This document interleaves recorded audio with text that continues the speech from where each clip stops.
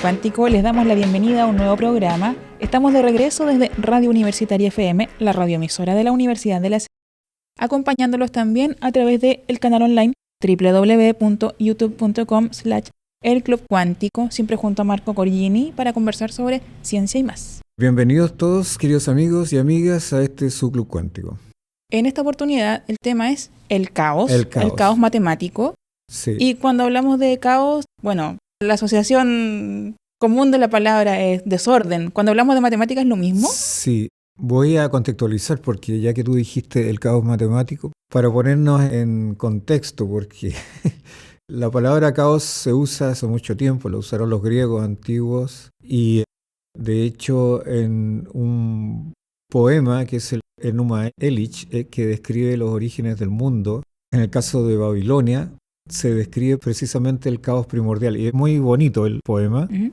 Es la forma en que el dios Marduk, que termina siendo el dios babilonio, asciende al poder. Y se supone que primero reinaba el caos. No hay una descripción muy clara de lo que es el caos, pero era una mole que en algún momento se separa en dos elementos que son básicos, Apsu y Tiamat.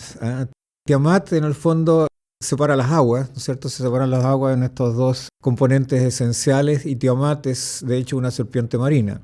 Y todo lo existente emerge a partir de la comunión de estos dos principios, Tiamat y Apsu.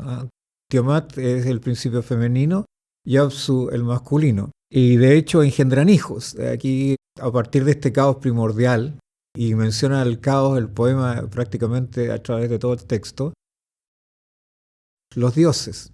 A Apsu parece que no le gustaban mucho los hijos que había engendrado porque eran muy revoltosos y no lo dejaban dormir y planea matarlos. Y cuando Tiamat se da cuenta de esto, hace que finalmente uno de sus hijos termine asesinando a Apsu, lo cual produce un conflicto muy grande. Y bueno, el cuento de forma simple termina cuando Marduk, que es uno de los dioses que después se va a transformar en un rey, el rey de Babilonia, vence a Tiamat y pone orden en ese caos primordial. Esa es la manera en que emerge y ese es como el mito describe este caos. Y después, fíjate que en el siglo VI después de Cristo, Ovidio escribe otro poema, que en realidad son 15 libros muy, muy interesantes, en donde se menciona al principio el caos, esta mole enorme de desconcierto y de nada y de desorden. Y describe la historia del mundo en estos 15 libros hasta llegar a la deificación de Julio César. Y esto es notable. De tal manera que la palabra caos está presente en la historia del hombre desde sus inicios, es decir, en la mitología y en sus conceptos. Y a tu pregunta hay que decir que, bueno, el caos matemático tal cual se plantea hoy día no tiene mucho que ver con este caos. Hay diferencias notables y quizás uno debiese hacer alguna referencia también a otros principios, sobre todo principios físicos, por ejemplo, como el de la entropía y otros principios que son importantes y que a veces conducen algo a confusión entre la gente que no es erudita, porque además se materializan en ecuaciones matemáticas bien claras que son principios, son variables que se llaman extensivas, o sea, son cosas que se pueden medir y por lo tanto tienen un significado bien concreto. Antes de pasar a eso, ¿el caos como concepto se ve solo en matemáticas o hay también aplicaciones o definiciones en otras ciencias? El caos matemático es un caos matemático, es decir, estamos hablando de ecuaciones y de las soluciones de ecuaciones.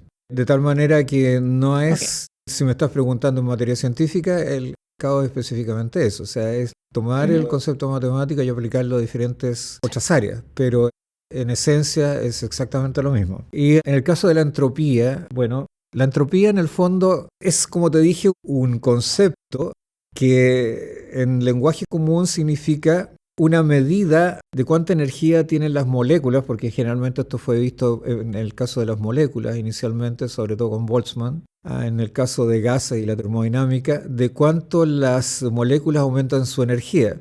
Y en estricto rigor este significa cuánto aumentan su movimiento. Y en la medida que las moléculas o las partículas de las que se está hablando aumentan su movimiento, aumentan su aleatoriedad. O sea, es mucho más difícil detectar su posición y detectar su velocidad. Hay mucha más incertidumbre respecto a esto. Esto no tiene nada que ver con la mecánica cuántica. Esto es un hecho de la causa. Si tenemos, por ejemplo, un líquido sometido a grandes temperaturas, comienza a tornarse gaseoso. Que se torne gaseoso significa que las moléculas aumentan su velocidad, empiezan a golpear, de hecho, las barreras del contenedor en donde se encuentra el líquido y su movimiento se vuelve más aleatorio. Es decir, si tú quisieras describir sus trayectorias, sería prácticamente imposible. Si tú bajas la temperatura, entonces vuelve a licuarse el sistema, ¿no es cierto? Y, entre comillas, hay simetrías que vuelven a manifestarse. Es más simétrico, hay más simetrías, por ejemplo, en el hielo que en el agua. Tú puedes definir más simetrías en un cuerpo sólido que en un cuerpo gaseoso. Ahora, hay que hacer una distinción porque generalmente se entiende que desorden, el exceso de movimiento es una característica de los sistemas desordenados. Y la verdad es que no es así. Hay sistemas que son ordenados en donde el movimiento es muy importante, es decir, no deja de existir. Y por lo tanto, asociar un poquito el desorden también a la entropía, y lo vamos a decir más adelante también al caos, es un error. La cuestión no funciona de esa manera. En todo caso, se entiende que la entropía en el universo como energía utilizable, es decir, que tú puedas utilizar, tomando en cuenta que prácticamente todos los procesos físicos que tienen lugar en la naturaleza son de carácter irreversible, significa que esa entropía, esa energía, ¿no es cierto?, que aumenta, es una de las características del mundo que conocemos. Ahora, tú puedes construir cosas que eventualmente tengan baja entropía, pero eso lo hace a expensas del medio. La entropía que disminuye en una parte hace que aumente en otra. De tal manera que, en resumen, en síntesis, la naturaleza se mueve en una dirección, los procesos son irreversibles y por lo tanto la entropía siempre aumenta en carácter general. Estamos en el Club Cuántico junto a Marco Corgini, hoy hablando sobre el caos. Bueno, el caos, la verdad es que el concepto desde el punto de vista matemático o los sistemas caóticos se extiende hasta Poincaré. Es el primero que empieza a estudiar ciertos fenómenos que van a tener las características de lo que hoy día vamos a llamar sistemas caóticos. Y esto tiene que ver con la interacción entre cuerpos de carácter gravitacional. Es decir, si estudiamos la interacción gravitatoria entre dos cuerpos objetivamente, tú puedes obtener ecuaciones que son cerradas, puedes describir la dinámica del sistema. La dinámica del sistema quiere decir que estoy describiendo cuál es el proceso a través del tiempo en el cual se desarrolla el fenómeno. Ya lo estoy mirando respecto del tiempo. Estamos hablando de una partícula, será el movimiento de la partícula. Por ejemplo, si se trata de dos objetos que se atraen mutuamente, estamos hablando efectivamente del movimiento uno con respecto al otro de esos dos objetos, a mediada de una fuerza intermedia que es la fuerza gravitatoria. Pero Poincaré detectó que cuando estudiaba tres cuerpos, el problema se volvía tremendamente complicado.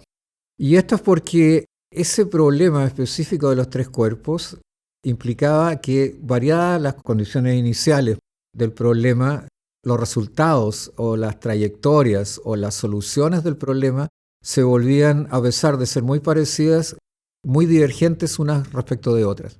Y no solo eso, sino que aparecían no solo 2 o 3 o 4 trayectorias diferentes, u órbitas, como se llaman, como suelen determinarse, diferentes, sino que podían aparecer cientos o incluso miles de ellas. Por lo tanto, en ese sentido, el sistema se volvía, si bien era un sistema determinista, porque estamos hablando de mecánica clásica, el sistema se volvía impredecible. Incluso si tú tenías condiciones iniciales muy parecidas, pero diferentes al inicio, seguían pareciéndose la dinámica durante un tiempo corto, pero después volvían a ser divergentes. Es decir, todo lo que podías predecir respecto del fenómeno lo podías predecir en tiempos cortos, pero no lo podías predecir a largo plazo. Y ese es un problema que se va a mantener abierto casi como un divertimento, porque no sé si ese problema de Poincaré, planteado por Poincaré, fue considerado como tan importante. Tomé en cuenta que el mecanicismo en algún sentido predominó en la historia de la ciencia durante muchos años y de hecho se suponía que la matemática era capaz de dar cuenta de todos los fenómenos físicos de la manera más exacta posible Y este era un ejemplo donde se indicaba o se sugería que esto en realidad no iba a suceder. Más adelante nos daremos cuenta que efectivamente es un problema no menor, que los fenómenos de la naturaleza son bastante más complicados que lo que parece. Ahora, ¿cuál es el problema inherente a este tipo de situaciones? Es que en general en la naturaleza las ecuaciones diferenciales que representan la dinámica del sistema no son lineales, son no lineales. Lo que significa esto no importa mucho, pero son bastante más complicadas que las simplificaciones que en general se hacen en el caso de los sistemas lineales, que resultan dentro de ciertas restricciones y en otros sencillamente son inaplicables, como por ejemplo en el problema de los tres cuerpos planteado por Poincaré. Ahora, estos fueron muchos años los que hubo que transitar para que este tema fuese de nuevo planteado. Estamos hablando de Poincaré, de que era, como te dije, un problema interesante, pero no tan interesante.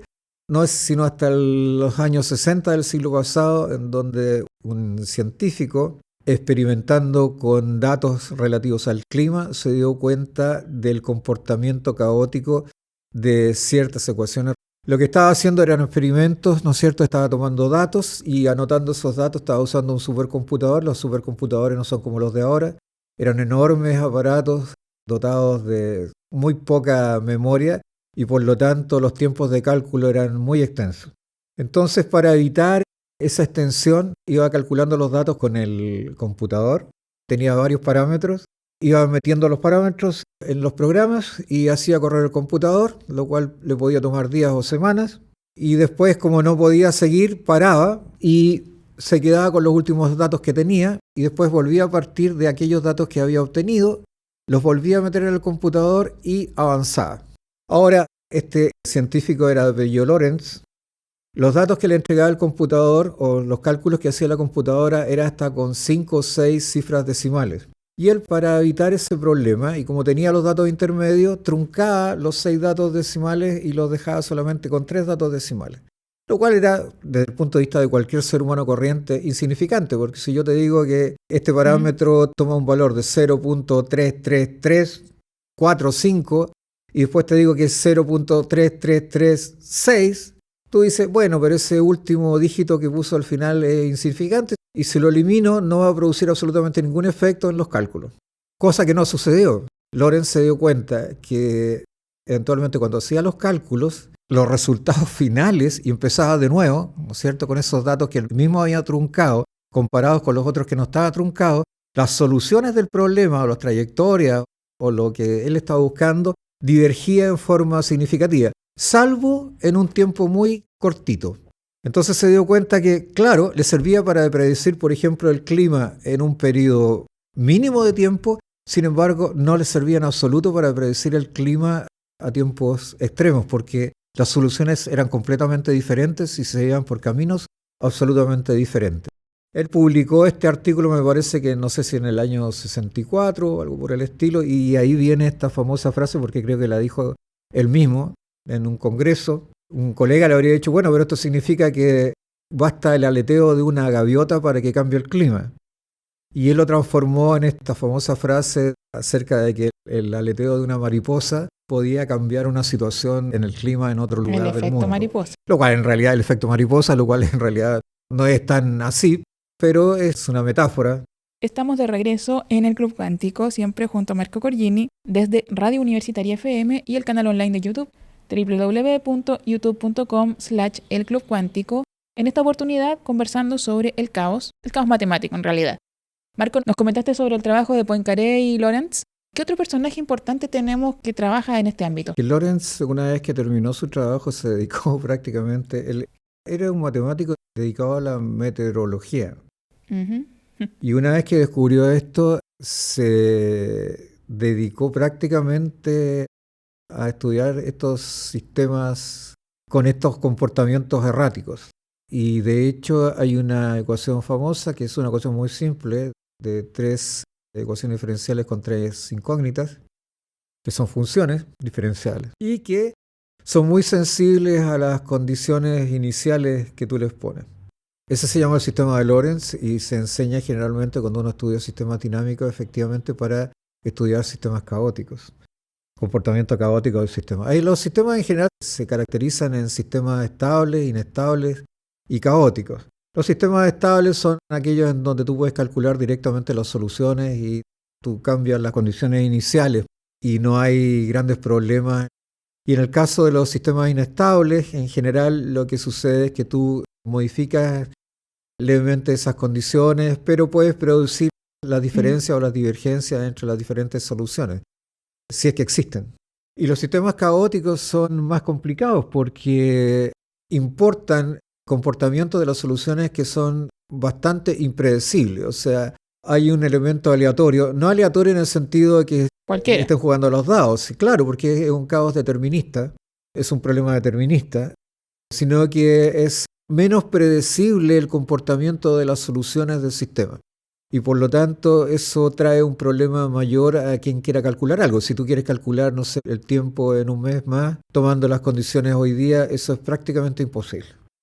Eso puedes hacer grandes cálculos en rasgos generales, pero hablar del clima o del comportamiento de la atmósfera, tomando en cuenta la cantidad de parámetros que están involucrados en las ecuaciones. Yo recuerdo haber visto alguna vez sistemas de 500 ecuaciones por 500 funciones que hay que determinar y parámetros involucrados, y por lo tanto esos son sistemas monstruosos que además tienen que ser tratados computacionalmente. Y si ya de hecho el computador implica un riesgo desde el punto de vista del manejo de los datos, imagínate lo que significa en materia de número de ecuaciones que tienes que resolver.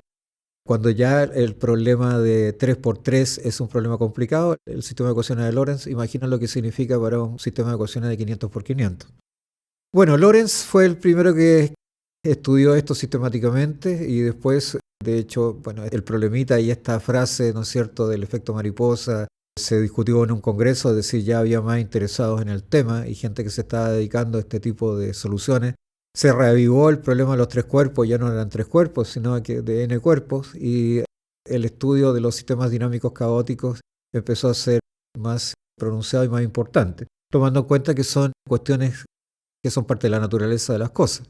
Otra aplicación no menos importante, no recuerdo en este momento, pero hubo un ecólogo, un biólogo bastante connotado que hizo estudios sobre poblaciones, y aquí las condiciones iniciales eran el número de un cierto tipo de animales, supón tú, y aquí las condiciones iniciales eran el número de sujetos en la especie inicial. Y resulta que de los estudios, tomando en cuenta varias situaciones, es decir, tenían que tomar en cuenta varios parámetros, 5 o 6 parámetros, alimentación, el medio en donde vivían, ¿no es cierto? Incluso podrías poner el índice de lluvia, lo que tú quieras considerar para determinar cuál es el comportamiento que va a tener esa población en el futuro en términos poblacionales, es decir, de número de individuos que aparezcan en el futuro.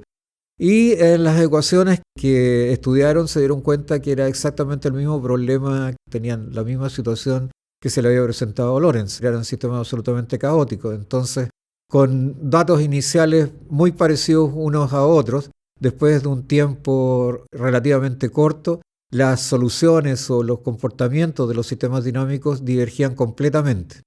Y presentaban características también que eran diferentes. Por lo tanto, para un tipo de condición inicial, no sé, esto aparecía durante los próximos años una cantidad de 100 sujetos de la especie y en otra aparecía 1.000.000. Entonces no eran relativamente comparables, por lo tanto tenía que entender uno que eran divergencias significativas, a pesar de que las condiciones iniciales eran muy cercanas. En un momento determinado esos comportamientos se separaban significativamente. Ahora, lo importante de aquí es que las matemáticas no tienen que ver mucho con los hechos, con el contexto. El problema es un problema estrictamente matemático. El problema de las condiciones iniciales y el problema de las ecuaciones, se trata de ecuaciones diferenciales o otro tipo de ecuaciones no lineales, es un problema estrictamente que concierne a la disciplina. Es decir, los parámetros podrían ser otros, podría no ser población, podría no ser alimentación, podría llamarle de otra manera. Si tú haces abstracción de eso, esa es la gracia que tienen las matemáticas, es un problema matemático limpio y puro. De tal manera que lo que tienes que abordar y lo que se hizo de aquí para adelante es tomar esta teoría del caos como una rama de investigación importante de las matemáticas y de hecho ha tenido avances significativos en el sentido. Ahora la pregunta, insisto, estos son problemas deterministas, no son problemas aleatorios. Entonces, claro, obviamente hay probabilidades involucradas porque uno lo que tiene que considerar es cuál de las trayectorias que yo estoy observando era la más probable para tratar de predecir qué es lo que va a suceder en el futuro. Sin embargo, incluso en estas condiciones tan precarias hay teorías, ¿no es cierto? Se crearon instrumentos o procedimientos que permiten, en algunos casos específicos, controlar ese comportamiento caótico. Y esos procedimientos o esa rama se llama teoría del control, en el caso de los sistemas dinámicos. Entonces, tampoco es que no se pueda hacer esto. Ahora, los sistemas caóticos están en todas partes.